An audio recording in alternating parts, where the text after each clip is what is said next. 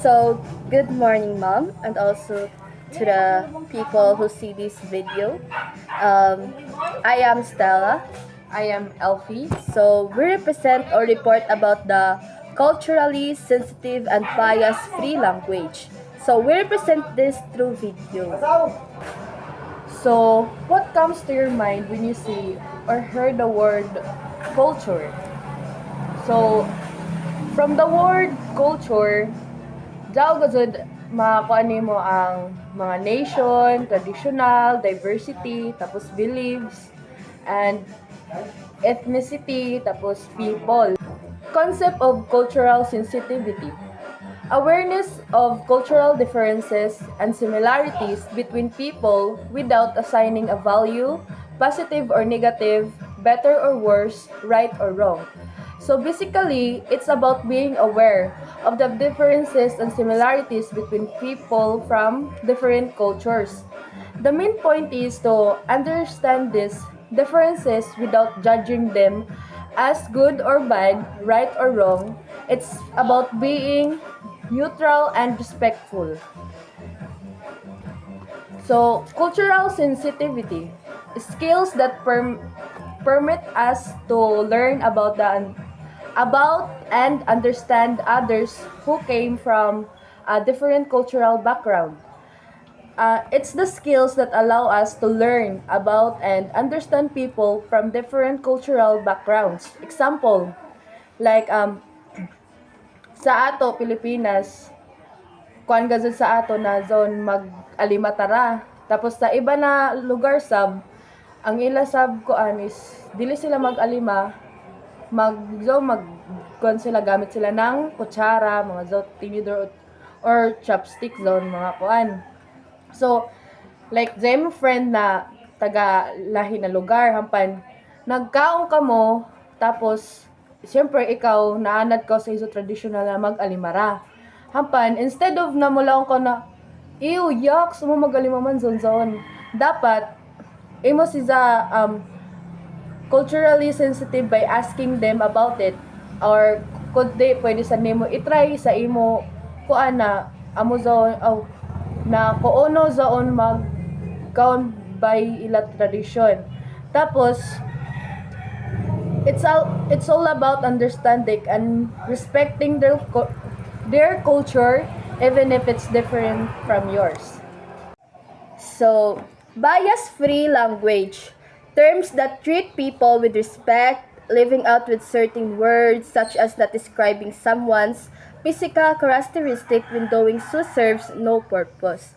So, unbias-free language is magamit na diri ng mga pantay-pantay na mga salita or dito mo gamit ng mga makasakit sa ila ng mga words na saon. So, we have the 5 principles of bias-free language. So, the first one is gender. So, gender is, we should use gender-neutral terms and avoid assuming someone's pronouns, respect the roles and abilities of all genders without stereotypes. This helps promote equality and inclusivity in communication. So, ang gender ay, ito ay tumutukoy sa pagkakakilanlan ng isang tao bilang lalaki, babae o iba pa. Hindi ito palaging pareho sa kasarian na ibinigay sa kanya pagkapanganak. So, a person may identify in many different ways, and this identity can change over time.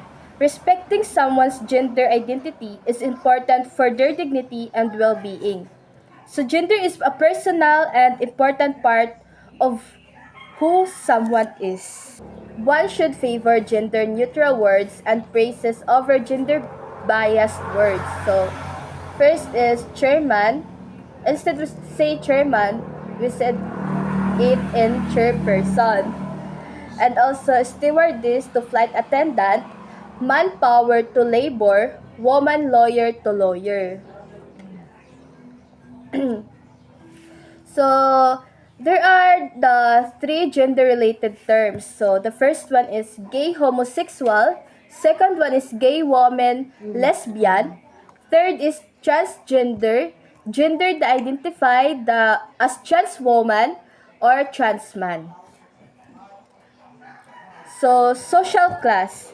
Class discrimination or classism, a form of prejudice against a person or people because of their social. A social class refers to the grouping of people based on their economic, social, or educational status.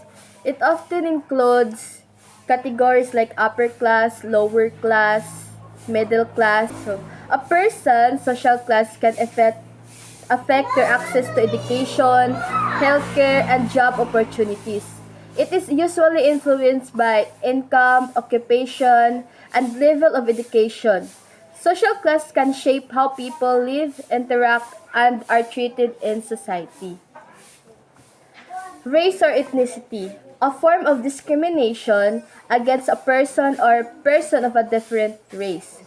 So, a race of ethnicity is tumutukoy ito sa pagkakakilala ng isang tao batay sa kanyang pinagmulan, kultura, wika o mga kaugalian.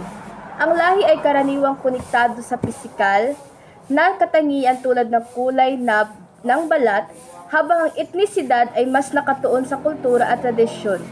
Mahalaga ito sa pagkakilala sa pagkakaiba ng mga tao sa lipunan. So, dapat itong igalang at pahalagahan upang magkaroon ng pagkakaunawaan at respeto sa isa't isa. So, ang bawat lahi at etnikong grupo ay may sariling yaman ng kultura at kasaysayan. So, disability. Use person first language like person with a disability instead of labeling them by their condition.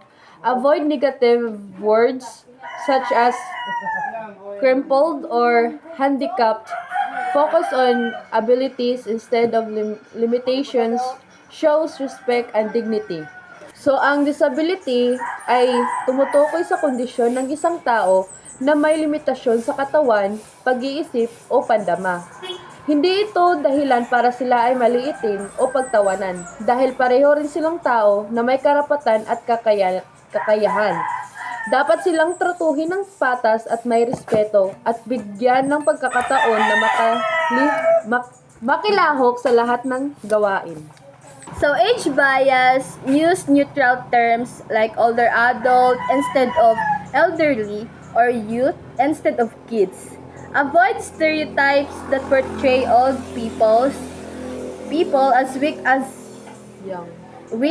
or young people as irresponsible. Speaking with respect helps reduce age-related discrimination. So, this age bias has an unfair treatment or judgment of a person based on their age. So, for example of this is assuming older people use technology well or that young people are irresponsible. So, this bias can lead to discrimination in jobs, education, or other areas of life. It's important to recognize everyone's abilities regardless of their age. So, avoiding age bias helps create a fairer and more inclusive society. So, the conclusion is culturally sensitive and bias-free communication is essential in a diverse and interconnected world. It's not just about choosing the right words, but also about respecting people's identities, experiences, and traditions.